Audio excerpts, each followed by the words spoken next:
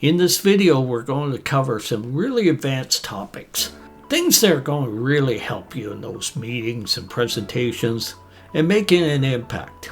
Hey, IT professionals, English communications is very important if you want to work in the international business market.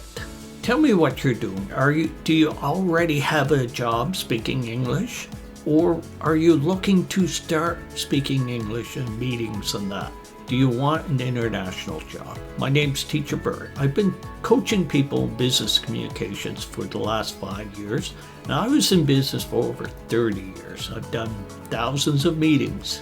I'm here to help you. Advancing your career, giving you the tools and the confidence you need to lead meetings and be a contributor in meetings. So what are the unique challenges that you face in the IT sector? I would say the first one is there's a lot of jargon, and what you do is pretty complex at times, and some of the ideas are not really intuitive. And often you have to speak to people who are not IT experts, or they're in a different part of the industry than what you're doing. So you need to be a great communicator at expressing complex ideas in simple terms. Remember, simple, clear English always is the best course. You're not there to prove to them how great an English speaker you are. You are there to communicate solutions, to solve problems, to look at what the situation is and develop the clear idea of what the problem is, communicate it, and talk about the implications of not solving problems and then lead to solutions. You are going to cooperate. You're going to exchange ideas. You're going to be ready to change your approach in that. You're going to influence others to change their approaches. You are a true professional, and you need your English communications to be as good as your other communication skills. And this is not about grammar. Good pronunciation is important, but the main thing is to be a really good listener and ask clarifying questions and move the conversation ahead and even ask about what's not said. This is what makes you an advanced communicator. Communications is 80% of the game. So how do communication skills in English advance clarity, efficiency, and professionalism? People will appreciate you more if you are a problem solver. And that's generally what people are hired for. Companies don't want to just pay you. They want you there to contribute to the project. You're there because you have expertise. They know you can provide solutions. You can get things done. But you need to be able to express yourself. You need to do this with confidence. You need to develop a presence. This presence and that will show your managers, the executives and that you can advance in your career, that you are somebody that knows what they're doing, but not only that you can communicate what you're doing and what needs to be done, and you can manage other people because you can clearly let them know what you expect from them. You also need to understand effective email communication, using bullet points, not being too wordy, again, keeping it simple and clear, and making sure that everybody is on the same page, making sure that they understand what needs to be done and where the project is and where the project is headed. Maybe you need to lead meetings or you're participating in a meeting. Don't be one of those people that is afraid to speak in meetings. Sometimes I do a lot of role playing with my students. This makes a big difference. Have you been in role playing exercises where you need to speak in meetings with other students? This is a great practice. It will build your confidence. Take every opportunity you get to speak and present to that. The more you do it and the more successfully you do it, the more confident you will be. Sometimes you have to present technical information to non-technical stakeholders. This is not easy, and as I said before, you have to communicate complicated ideas, maybe to persuade people to take action or to finance, to put more resources into a project. So you need to take that technical language and simplify it, make it clear.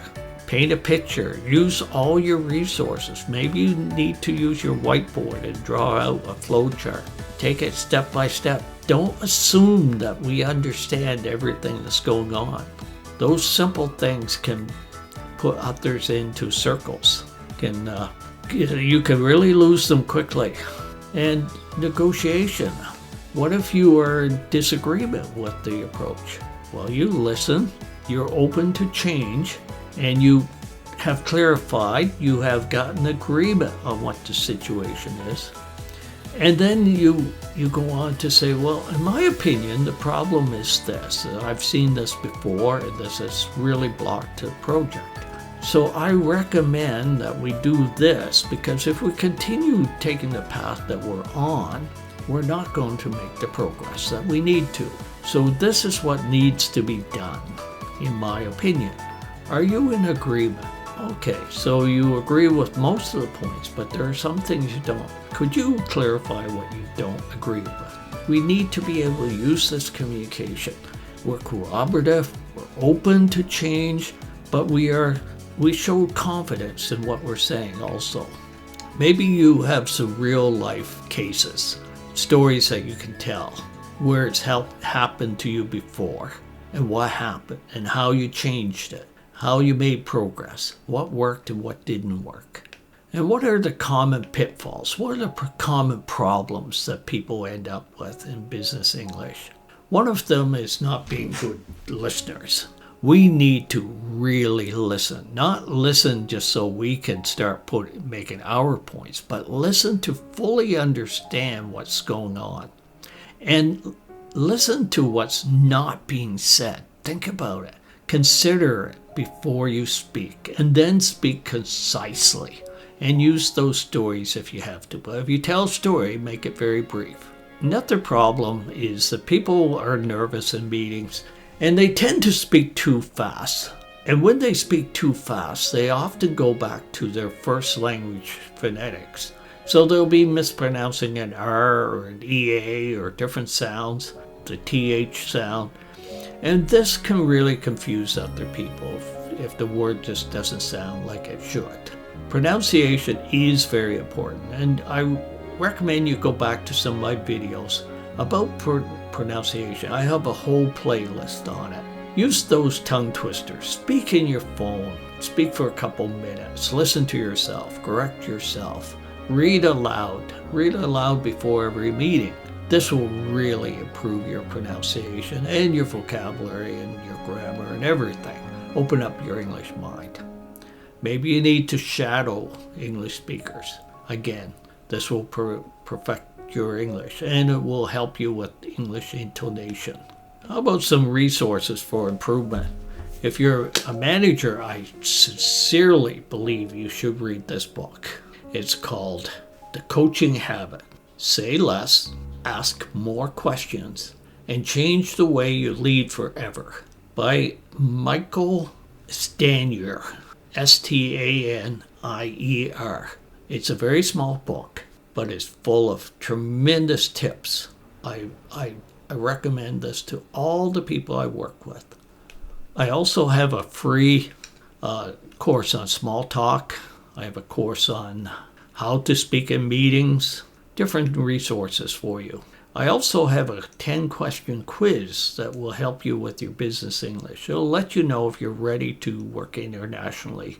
Let me know what your challenges and goals are, and I will send you a personalized report. I hope you like this. I hope you'll subscribe. I hope you'll share it and make comments. I'd love to hear what you think.